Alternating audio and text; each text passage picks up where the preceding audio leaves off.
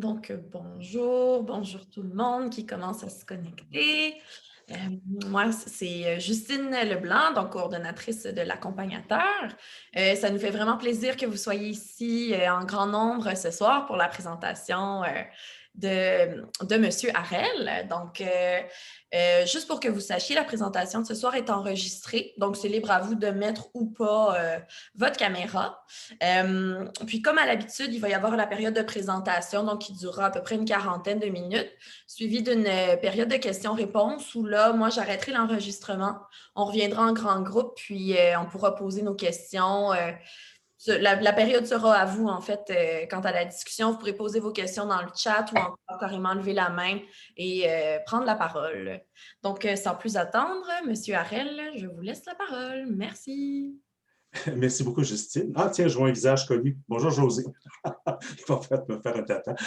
Mon nom est Serge Harel. Je suis le directeur du Centre d'assistance et d'accompagnement aux plaintes de l'Estrie. Mais en même temps, bonjour, José, en même temps, je suis un représentant de la Fédération des centres d'assistance et d'accompagnement aux plaintes. Et on m'a demandé ce soir de présenter un peu ce qu'étaient nos organismes et notre organisation. Donc, ce soir, ce que je fais dans un premier temps, et comme objectif premier, ce n'est pas de vous porter en détail toute la démarche, tous nos processus, mais c'est de vous faire connaître le régime d'examen des plaintes et les services que nous pouvons rendre en tant qu'organisme qui pourraient vous aider, vous, dans votre démarche en tant que tel. Évidemment, il y aura peut-être plus tard une période de questions. Je ne pourrai pas répondre à des questions qui s'adressent personnellement. Donc, je vous inviterai à ce moment-là à contacter avec le cadre de votre région pour peut-être avoir de plus grands éléments d'information qui pourra s'adresser à vous. Donc, un cap, qu'est-ce que c'est? Un petit bout d'histoire. J'aime bien ça, faire un petit bout d'histoire, et c'est encore là rapide, j'ai tourné des coins ronds. Mais disons que jusqu'en 1965, il y avait le réseau de la santé et des services sociaux était géré par les groupes religieux. Donc, bon an, mal an, les gens qui ont cette sagesse-là ou cet âge-là ont peut-être vu les religieuses gérer tous les départements, toute la situation de la santé, les hôpitaux, on payait avec des poches de patates et on y va comme ça. Dans les années 65, ben, le réseau de la santé a été créé, on a mis en place des gestionnaires qui ont mis de côté, ont changé les personnes qui étaient là pour, eux, gérer le réseau de la santé et des services sociaux. Jusqu'aux années 85, 86, 87, où ces gestionnaires-là se sont dit, le ministère de la Santé s'est dit, ça fait plusieurs années qu'on roule, il y a peut-être des choses que nous devons ajouter, ajuster. Comment pourrions-nous le faire? Bon, ben, il y a eu la commission Rochon. Encore là, peut-être des gens se souviennent de ça. Le docteur Rochon fait le tour du Québec pour demander aux gens quels étaient les éléments qui pouvaient être améliorés dans le processus et quelles seraient les recommandations qu'on peut faire au ministère. Une de ces recommandations-là était de dire si je suis insatisfait des services que je reçois, si je suis en conflit, en difficulté, à qui je le dis, qui je vais voir. Et à l'époque, ben, la commission a fait une recommandation qui a été retenue par le ministère de la Santé.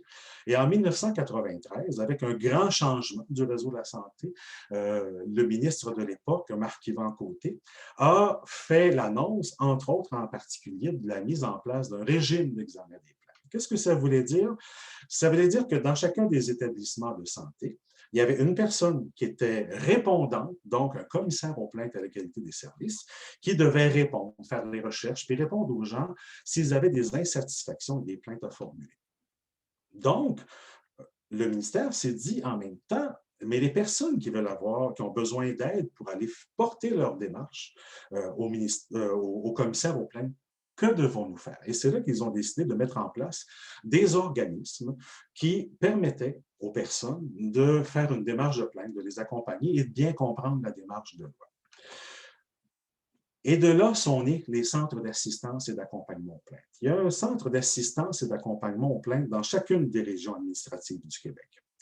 Et pourquoi j'ai nommé la conférence de ce soir en santé, tout droit devant, mais ce n'est pas tout droit parce que les droits, il y a des droits qui sont rattachés au réseau de la santé et des services sociaux.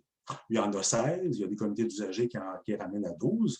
Mais si une bonne nuit d'insomnie vous frappe, ben, allez fouiller dans la loi sur la santé et les services sociaux. Les 16 premiers droits sont justement dédiés aux personnes, aux usagers du réseau de la santé. Des droits qui peuvent sembler banals en soi, mais qui sont importants. Donc, le droit d'information. J'ai le droit d'aller chercher mon dossier, j'ai le droit d'avoir de l'information, j'ai le droit de demander à mon médecin qu'est-ce qui se passe, j'ai le droit de demander à l'infirmière pourquoi j'ai cette démarche-là qui m'arrive, je suis inquiète, que dois-je faire? Mon travailleur social regarde à placer ma mère, puis je ne sais pas quoi faire. On a le droit d'être informé. Il y a des multiples droits, je ne les nommerai pas toutes, mais dans cette démarche-là, nous intervenons. Donc, je reviens au CAP. Il y a un CAP par région administrative du Québec qui ont un mandat. Un mandat inscrit dans la loi, mais ils ont un mandat. C'est à la demande de la personne de les aider, s'ils sont insatisfaits, s'ils ont des insatisfactions, à faire une démarche de plainte. Donc, notre rôle est d'abord d'écouter la personne, de l'informer, d'être en soutien-conseil et de rédiger, si nécessaire, il y a une démarche de plainte à faire. Je pourrais vous donner des exemples tout à l'heure, rapidement, mais si une personne a une situation qu'elle vit, elle appelle dans un des CAP et on écoute son besoin. Qu'est-ce qu'elle a?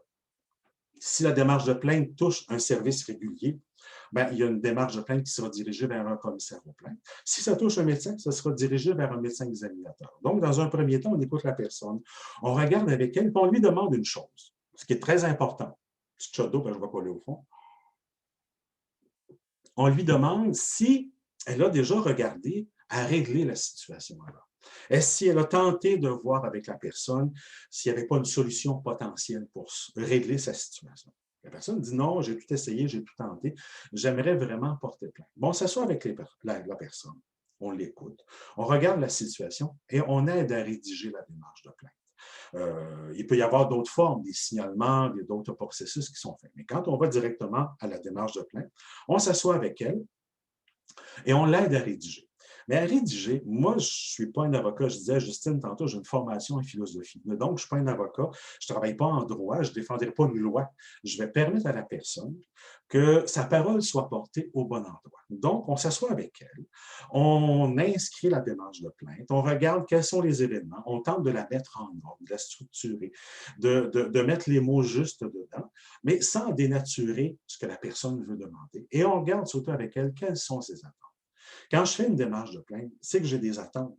Quelles sont-elles? Sont-elles réalistes? Sont-elles faisables? Nous, on ne porte pas de jugement parce qu'on arrive souvent dans le ici et maintenant. On ne connaît pas le passé, on ne connaît pas ce qui s'est déjà régularisé auparavant. On a beau le savoir, mais notre rôle n'est pas de faire une enquête. On fait la démarche de plainte avec la personne, elle signe la lettre parce que c'est pas moi, Serge Jarel, ou peu importe le conseiller qui sera là, qui sera porteur de la lettre. Mais on vient dire à la personne, regardez, c'est vous qui la signez, vous la portez. La personne peut, la lettre est cachetée toute, pour ouvrir la boîte aux lettres et dire, est-ce que je le fais, est-ce que je ne le fais pas?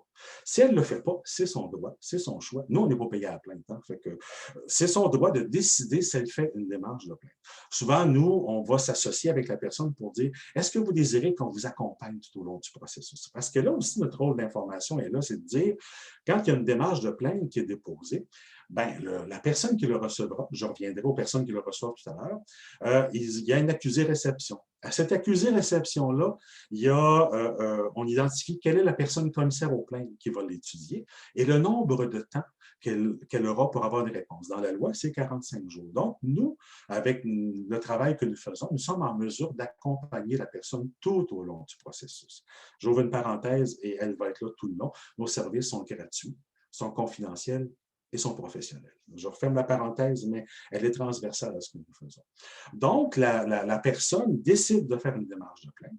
La démarche de plainte, si elle porte dans un service régulier, que ce soit dans tout le réseau de la santé des services sociaux, hein, parce que, encore là, notre clientèle, c'est toute personne qui a une carte d'assurance maladie ou son représentant Ça, c'est important aussi. Je sais que parmi vous, il y a beaucoup de parents d'enfants qui ont des limitations. Donc, vous pouvez être son représentant légal. Si c'est une personne âgée, vous pouvez, en tant qu'enfant, être son représentant légal, mais vous devez être soit la personne ou soit son représentant légal qui va déposer une plainte. La personne commissaire aux plaintes reçoit la démarche de plainte et elle va étudier, va regarder et va rendre une réponse. Mais qui est cette personne qui reçoit la démarche de plainte? Ce n'est pas nous, c'est le bureau du commissaire aux plaintes de votre région, de votre CIS ou de votre CIUS. Elle, son rôle, c'est de regarder la démarche de plainte. Si nous avons accompagné la plainte, souvent, les autres sont contents parce que la démarche est claire, est structurée, est organisée. Et quand on est dans le portrait, ben, ils savent que on n'est pas en conflit avec eux. Au contraire, on veut que la situation se règle ou qu'il y ait au moins une réponse de donner. Donc, elle regarde. Cette personne-là a le droit de regarder dans votre dossier, de faire une enquête, de l'interroger les gens en question, que vous avez nommé dans votre démarche de plainte, et va vous rendre une réponse. Si la réponse, elle est rendue à la personne, souvent on a le compli conforme dans des régions, si la réponse vous satisfait, dites-vous tant mieux, c'est fait. Si la réponse est insatisfaisante pour vous, qui pouvons-nous aller voir en deuxième plan? Bien là, encore là, on ne vous oblige pas, mais on vous informe qu'il y a le protecteur du citoyen qui pourra, eux aussi, entendre votre démarche de plainte. Et dans votre démarche de plainte, il y a une enquête qui sera faite par un délégué du protecteur du citoyen qui viendra regarder, étudier, noter, vérifier et aussi faire des recommandations. Parce que tant que le commissaire aux plaintes, tant que le protecteur du citoyen n'ont pas des rôles décisionnels, mais des rôles de recommandation, bien souvent, ça peut avoir une importance grande dans la démarche, dans la décision d'une démarche de plainte. Donc, à partir de là, je ne vous dis pas qu'il y a des succès tout le temps, mais au moins, vous avez pu le dire à quelqu'un.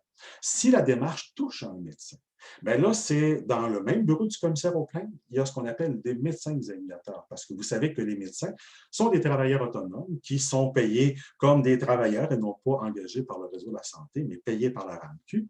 Et le médecin examinateur, lui, a encore les mêmes règles, 45 jours pour vous rendre une réponse. Si la réponse est insatisfaisante, bien, il y a un deuxième palier. Et dans ce deuxième palier, c'est le comité de révision qui est composé souvent de 2 médecins et un membre du conseil d'administration. Dans tous ces événements-là, si nous vous associons à vous, et si vous le désirez, parce que ça dépend de vous, on peut vous accompagner dans toutes les étapes, dans tout le processus. C'est-à-dire, le commissaire aux plaintes dit, ben moi, j'aimerais ça vous parler. Ben, je parle à la personne, mais vous dites, moi, là, j'aimerais ça que Serge Jarel soit avec moi, ou que José Lacognata ou Samuel Saint-Jean soit avec moi, et parce que j'ai envie d'avoir une troisième personne qui va entendre, comprendre, et qui va me permettre de me rappeler après ce qui a été dit. Ben, nous, on va vous accompagner, on va vous aider à préparer. Ce n'est pas nous qui allons vous défendre devant, mais on va bien s'organiser pour que vous puissiez bien avoir un dossier clair, les idées en tête. Puis des fois, ben là, on glisse un petit papier, avez-vous oublié de dire telle question? Puis souvent, quand on vient après, on regarde avec la personne, puis ben, il m'a dit ça, est-ce que c'est bien vrai, est-ce que j'ai bien entendu? On est en mesure de confirmer. C'est un peu la même chose pour le médecin examinateur. On peut les accompagner au comité de révision. Ça nous arrive souvent d'aller au comité de révision pour justement enlever un peu de cette tension-là. On va rencontrer 2 médecins, un membre du conseil d'administration. J'ai une situation à défendre. Est-ce que je suis bien là-dedans? Est-ce que je suis à l'aise? C'est un peu énervant. C'est souvent très émotif aussi. Donc, dans cette dimension-là, on accompagne la personne, on peut être une personne rassurante. On travaille aussi également en collaboration avec des comités d'usagers. Vous allez sûrement entendre aussi ça, ou vous avez déjà peut-être entendu dans cette démarche-là, dans chacun des établissements, il y a des comités d'usagers qui est composé de bénévoles qui, eux aussi, ont un volet défense de droits, promotion des droits des usagers, et avec qui on travaille en collaboration. Parce qu'il y a des choses, des fois, qui peuvent arriver pour nous faire une démarche de plainte en 45 jours, ça peut être long et complexe. Tandis que les comités d'usagers ont accès directement au gestionnaire de l'étage ou au gestionnaire du département ou à la situation. Puis la situation peut se régler rapidement. Donc, on n'est pas en compétition, au contraire, on est en collaboration. Parce que ce qui est important pour nous, c'est que l'usager soit au centre de nos préoccupations. Donc, je vais vous glisser un exemple rapide qui va peut-être vous illustrer un peu la démarche que nous faisons, qui peut-être ne vous touche pas, mais qui vous permettra d'illustrer. J'ai l'histoire d'une dame qui a une petite intervention à un genou son médecin lui fait une prescription, s'est remis au centre de rendez-vous. On lui dit, c'est pas vraiment urgent, vous pouvez avoir 12 mois avant d'avoir votre rendez-vous. La dame a dit, ben correct, il n'y a pas de problème. Je vais attendre que vous me disiez, là, que vous m'appeliez pour faire la démarche. La dame déménage. Puis, entre-temps, l'hôpital envoie une lettre pour dire, vous, madame, au bout de 7-8 mois, êtes-vous toujours intéressé à avoir l'intervention, de demeurer sur la liste d'attente et voulez-vous qu'on complète le dossier? La dame a déménagé, la lettre s'est perdue, elle ne l'a jamais vue. Fait que la première chose qu'elle fait, elle appelle au centre de rendez-vous, puis elle dit, ben, je suis où dans la liste, moi, là? J'ai combien de temps à attendre après? Elle dit, ben, madame, votre nom a été enlevé, on vous a écrit, vous n'avez jamais répondu à notre lettre. Donc, nous, pas de réponse. On a enlevé votre nom. Et surtout, la dame n'avait pas de téléphone, fait qu'il n'y avait pas un deuxième moyen de l'argent. Comme je vous disais tantôt, la dame a tout essayé de dire, ben, moi, ce que je veux, là, c'est simple. Je veux la démarche, je veux qu'on me remette mon nom dans la liste à l'endroit où j'aimerais être. Parce que ce qu'on lui a dit, madame, allez voir votre médecin, il va faire une nouvelle prescription, puis on va recommencer au bout de la ligne. Ben là, on va attendre un autre 8 mois. Elle a tout fait pour le faire et ça n'a pas marché. Là, elle est venue au CAP, puis elle a dit, ben moi, je désire porter plainte. Donc, ce que nous avons fait, nous avons aidé à la dame à écrire la démarche de plainte, à fixer ses attentes. Et dans ces attentes aussi, il y a une attente qui est souvent continue pour tout le monde, c'est de dire, on veut améliorer la qualité des services. Donc, on aimerait ça que cette situation-là ne se représente pas à quelqu'un d'autre. Et puis, dans ce volet-là, ben, l'attente est là, fait qu'il peut y avoir des politiques, des changements, des notes de fait. Donc, la dame envoie sa démarche de plainte et la commissaire répond, elle dit, ben, dans notre politique, nous, au sud de l'Autriche, blablabla, vous n'avez pas répondu à la lettre. Le processus que nous faisons, nous vous demandons d'aller voir votre médecin.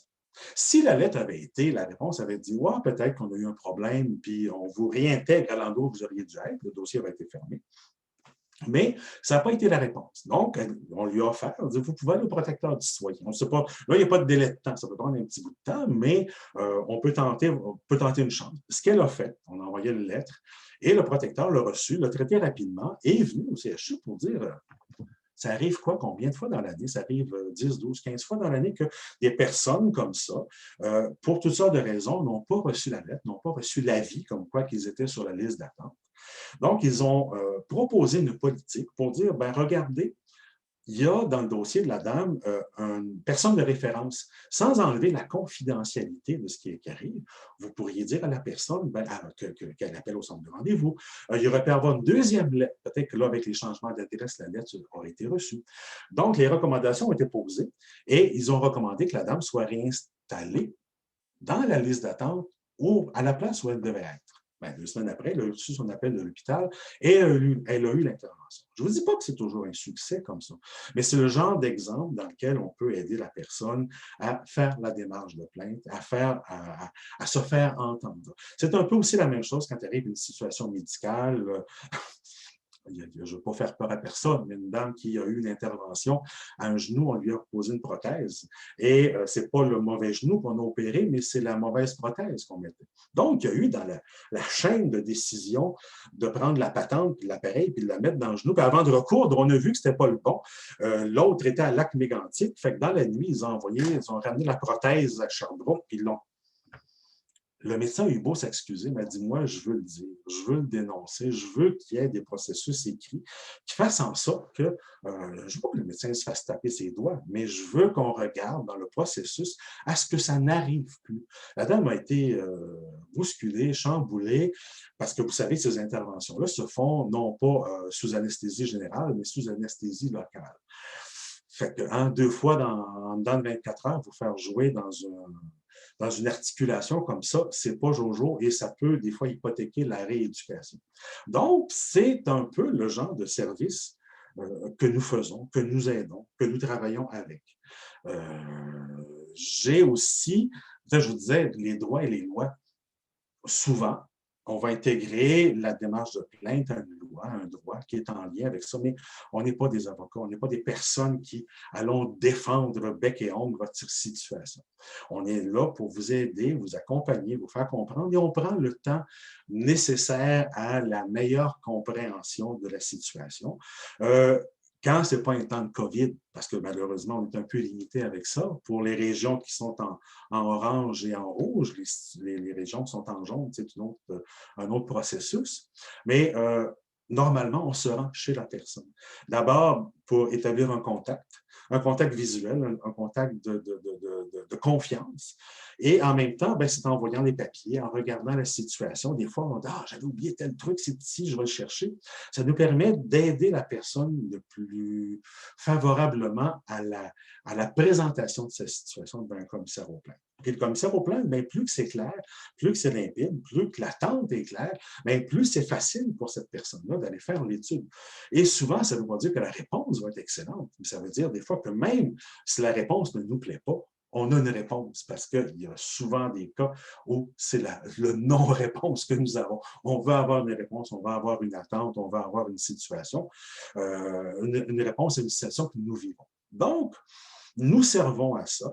Il y a, comme je vous disais, un CAP par région administrative au Québec. Donc, je vous invite à aller voir au site Internet de la Fédération des CAP ou aller dans votre moteur de recherche régional, voir quel est le CAP de votre région qui pourra vous répondre à vos questions. Regardez avec vous quelle situation se passe et comment pouvez-vous, dans la situation que vous vivez, avoir peut-être un soutien, un aide, un support qui font en sorte que on n'est pas là pour régler les choses, mais on est là pour permettre à ce que votre parole soit amenée au bon endroit.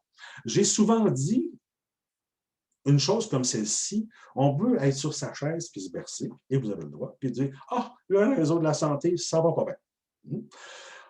J'ai vécu telle affaire. » Mais vous pouvez aussi être sur votre chaise berçante puis dire j'ai vécu de quoi? J'ai envie de faire de quoi? Donc, si vous avez envie de faire de quoi, il y a des canaux, il y a des modèles et il y a des lieux auxquels vous pouvez vous faire entendre. Une démarche de plainte, ce n'est pas aussi uniquement par le capestri ou par le CAP que vous pouvez la faire. Vous pouvez la faire aussi vous-même. Donc, il n'y a rien qui vous empêche d'appeler au bureau du commissaire aux plaintes de votre CIS ou de votre CIUS pour la déposer de façon verbale, pour la déposer de façon écrite. Ils vont vous écouter. Mais nous, on est là en soutien et on est là à la demande. On n'ira pas chez vous dire hey, « Monsieur, madame, faites donc une plainte. Ça va nous permettre d'être actifs. » Au contraire, nous, ce qu'on veut, c'est que ça réponde à votre demande et à votre situation. Donc, on est là pour vraiment aider. C'est confidentiel, c'est professionnel. Quand je dis professionnel, c'est un peu ce qui nous distingue avec les comités d'usagers qui sont composés de beaucoup de bénévoles. Il y a un grand roulement. Des fois, eux autres se réfèrent à nous pour leur aider parce qu'il y a des gens qui ont beaucoup d'expérience dans les CAP et qui sont en mesure de bien comprendre la démarche et de bien comprendre le réseau dans lequel ils travaillent. Je n'ai pas envie de vous en dire plus, ben plus que ça. J'avais convenu avec Justine que je ferais une vingtaine de minutes, 20-25 minutes pour tenter d'abord, le premier objectif, c'est savoir que ça existe. Que d'abord, il y a un régime d'examen des plaintes qui existe. Les gens nous disent « Ah, je ne savais pas que ça existait. » Deuxièmement, dans le régime d'examen des plaintes, il y a des gens qui peuvent vous aider, il y a des comités d'usagers, il y a des parents, des amis qui se connaissent un peu plus, et il y a aussi des CAP qui sont là pour vous aider dans toute cette démarche-là. Je vous reviens. C'est sec ici un petit peu. Fait que, bref, il y a aussi un autre mandat que nous avons, que je n'ai pas mentionné, qui s'intéresse peut-être moins à vous dans votre situation, mais que nous offrons également pareil, qui, pour de l'information que vous pourriez avoir, c'est qu'on a un mandat qui vient du ministère des Affaires municipales et de l'Habitation. Et nous venons en aide aux personnes âgées qui habitent en résidence privée et qui ont des difficultés avec leur bail. Donc, on est formé pour aider les personnes en RPA. Et le bail, comme vous savez, c'est un document qui est complexe, qui est long, qui est écrit petit. Il y a des augmentations qu'on doit avoir, puis là, on ne comprend pas l'augmentation. Il y a des services qui sont donnés, qui sont à l'annexe 6, des services à la carte qui sont donnés. Ça change en cours d'année. La dernière année, on a eu beaucoup de demandes parce que dans les résidences, même si on payait des services de ménage, d'entretien, de soutien, on ne les avait pas parce qu'il manquait de personnel. Qu'est-ce qu'on fait avec ça? Comment on négocie? Mais ça aussi, c'est un service que nous offrons qui fait partie de notre mandat et qui est également nouveau.